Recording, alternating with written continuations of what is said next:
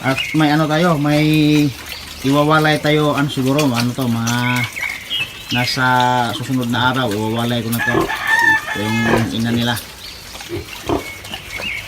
Ayan. 6 sila lahat, hindi pala, 11 isa lahat. Ito sila, 11 isa. Yan.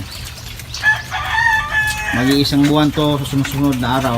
Pag-abot ng isang buwan, iwawalay ko na. Ayan, mawalakas ng kumain. Ubos na yung nilagay ko na ng pagkain. No? Tingnan nyo. Lakas ng kumain. Isang araw siguro.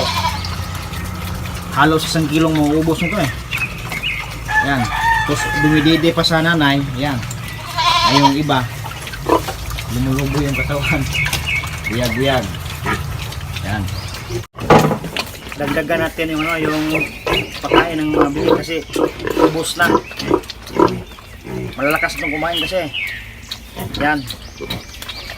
Para pagkawalay nito, pag pinapakain sila ng mga pagkain ng pambiik talaga, hindi na sila mahihirapan.